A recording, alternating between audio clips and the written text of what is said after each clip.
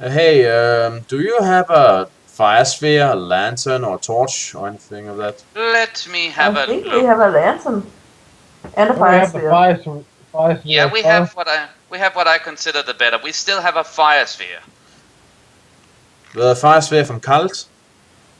Yeah, the one that we used to drive away that what was it? A snake? Yeah, but as I think I pointed out in another session, you lost that when you lost your back. Remember? Hold on, Isn't it a maybe. special item? Is it? Hold on, let me have a look. Maybe it is. If it is, that would mean that it is sort of stuck to us. Hold on, let me Well, see. special items are usually small things and such. Hold on. Okay, yeah, never mind. It is me who has forgotten to write it out of our equipment. I thought it was under the special items, but it was really Yeah, under but it would be equipment. really weird. Special items are usually small things you can carry in a belt or an alternative way, such. But the fire sphere is a big, huge rock that you split apart. Yeah, I can see what you mean. But yeah, we do Yeah, not have well, it. we have a lantern, don't we? Let me see. Lantern. Yeah, we have a lantern. Do you wish to use it? No, That I would be wish to. nice. No, I want to sit on it. And then I want to sit and suck my thumb and just sit there until something from the darkness eats me. No, I want You to are turn likely on the to be eaten by a grue. What? A grue. I Seriously, have you no. don't know Sork? I don't know what the fuck you're talking about. But no, I want to illuminate the lantern so we can see what the hell is in here. Your light washes over the rough red walls and illuminates a narrow corridor formed by a violent rending of the land. Warily you descend, taking care to avoid the deep potholes which riddle the uneven floor, and at length you emerge into a cramped, airless cavern. At that moment a cacophony of noise surges along the fissure, and the floor shudders and heaves beneath your feet. Then a great blast of dust and debris knocks you off balance as it is sucked out of the cavern by the whirlwind now raging directly above. The turmoil soon subsides, but as you drag yourself to your feet, you notice that you are not alone. A low, croaking growls issued from the far side of Growl.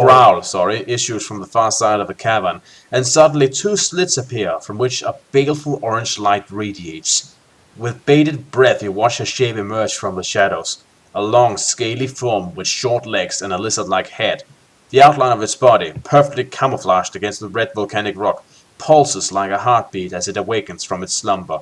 It swivels its horny head and fixes you with an alien gaze, its snake-like eyes glittering with malice. Do you wish to use animal control? It sounds. Yes. Yeah, Yeah? we should, but it sounds. For some reason, I just think it sounds undead. But yeah, let's try that. Let's try animal control. Drawing on your kind skills, you command the waking reptilian to close its eyes and go back to sleep. Though the creature is ravenously hungry, and despite your success at masking your body scent, it begins to edge forward in preparation for attack. Givnir, roll a die, and you may add. Oh, and you may add one for every Magnified discipline you have. How many do we have? 8. Well, then I just rolled 18. I think the creature is. I think the creature is doomed.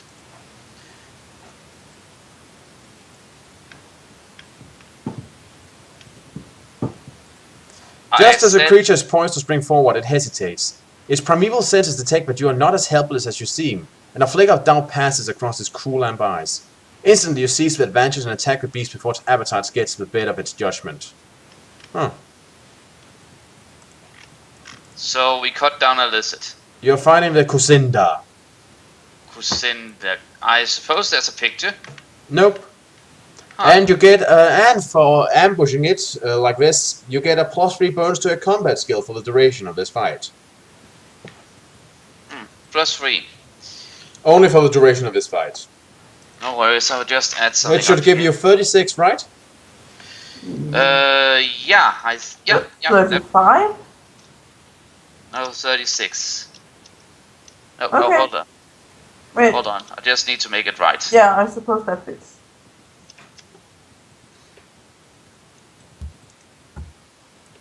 Okay, so Q&A, you may roll the die.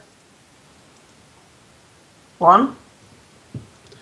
Right, despite the impetus of your attack, as you heard about before, the thing reacts quickly and sinks its fangs deep into your arm. You lose 4 endurance points. You in turn whack it over the head to make it let go. Well, bad reptile. Roll Can again. I have room to do that with? It would look funnier. Roll a die again. 5. Right. Another bass forces the reptile to let go of your poor arm, but not before one final chew on it. You lose 2 endurance points. I hope it chokes on the rings in our chainmail, provided that we actually have it protected down so far.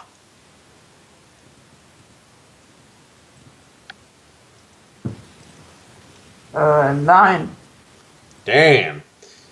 The confused lizard, reeling from the blows to its head, doesn't manage to dodge in time as you plunge your blade into its face. You misses its brain, but it now has 1 eye less. Oh, it's a one-eyed snake. Lizard. Yeah, one-eyed lizard. With the amount of snakes we runs into it, I kind of just assumed it was. No, it's a lizard. Roll it again. 9.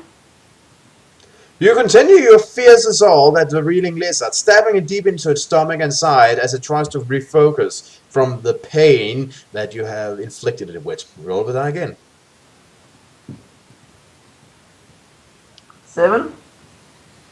Right, it lashes out but only just manages to scratch you. You lose 1 endurance point. You in return savage it. As in, As in you Kill it. have 1. kill it with great righteousness. Yeah, for Well, great justice and yeah. all that. Slowly the slain Kusinda falls to the cavern floor, its broad tails twitching spasmodically. When finally it comes to rest, you approach the carcass and examine more closely this creature of the Dacian. Although the shape of its body appears reptilian, its scales are quite unlike those of any lizard you have seen before. They are thin, yet incredible hard, and seem to be formed from a substance more akin to glass than skin or bone. You ponder the origins of this curious beast until eventually the fatigue of your ordeal catches up with you. You must now eat a meal, so I suppose you just eat that Dacian thing. No, the Kusinda. You just eat the Kusinda. Unable to resist any longer, you close your eyes and drift into a deep and dreamless sleep.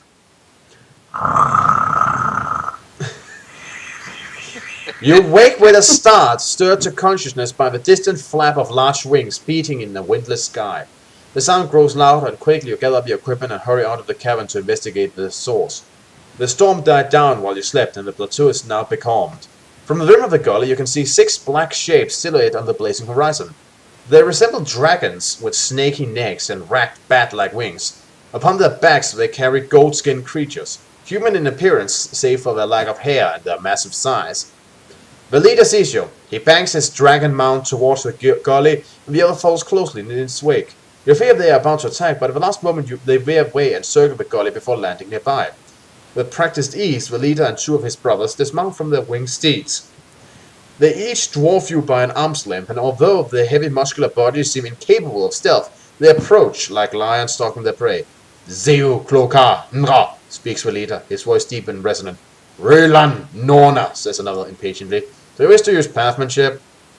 Yeah. Yes, Yeah. because I have no idea what these things are saying.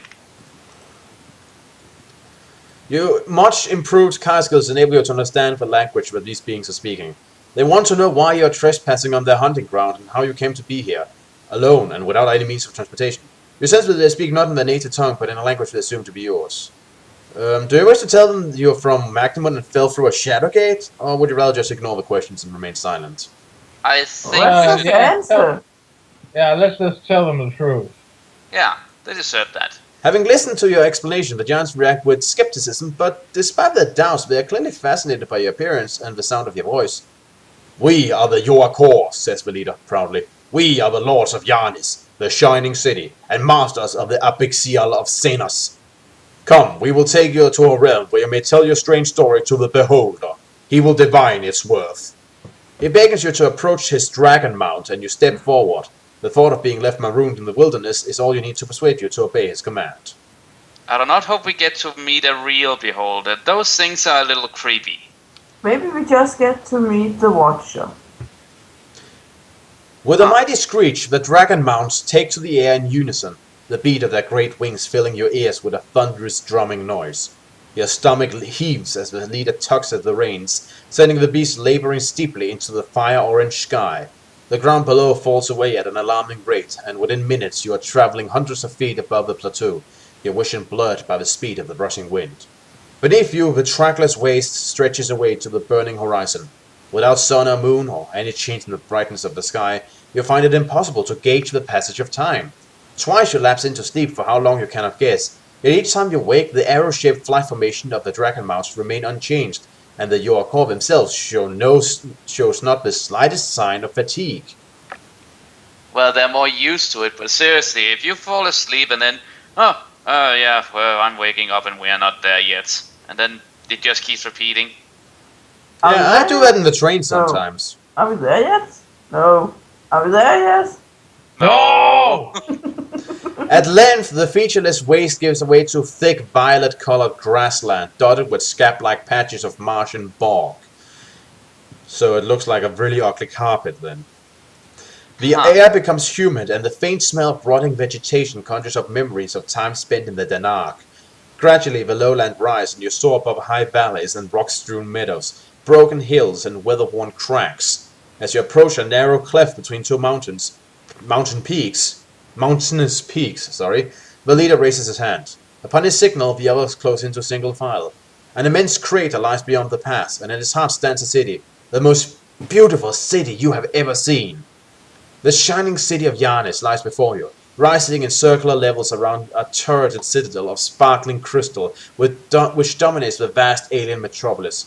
Constructed out of sheeted platinum, silver, glass, and mirrored steel, it reflects the light in 1,000 colors from its walls, windows, and huge conical towers, giving it the appearance and splendor of a glowing sun.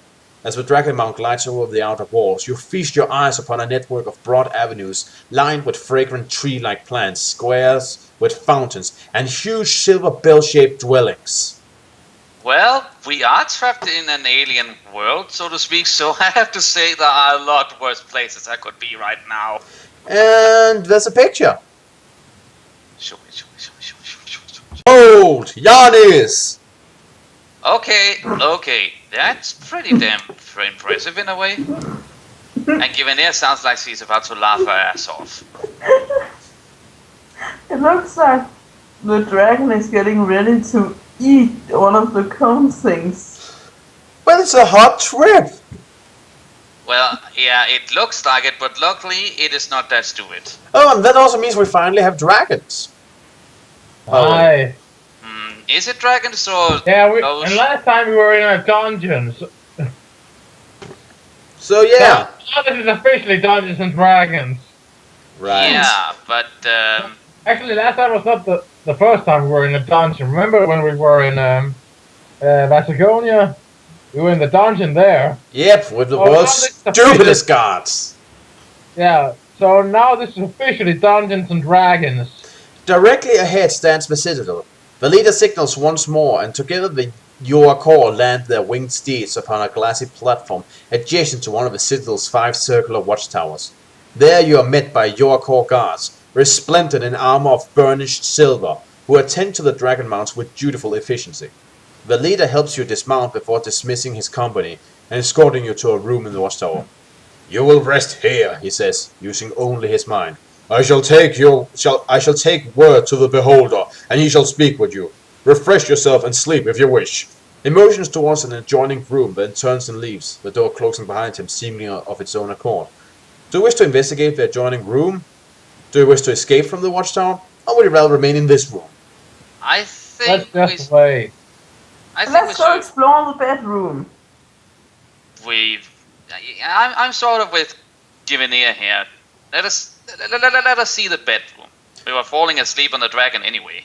Warily you enter the room, noting that in spite of a lack of windows and torches, it is bathed in a warm amber light. The opalescent glow pours from the walls themselves, illuminating a table set with colorful food and a huge cushioned divan standing beside it. The oversized Yoakor furniture makes you feel like a small child exploring a dining chamber for adults, but your hunger soon quells your unease and entices you towards the table. You're very hungry, and you must eat. So yeah, do you wish to use curing? Curing. Yeah. Yeah.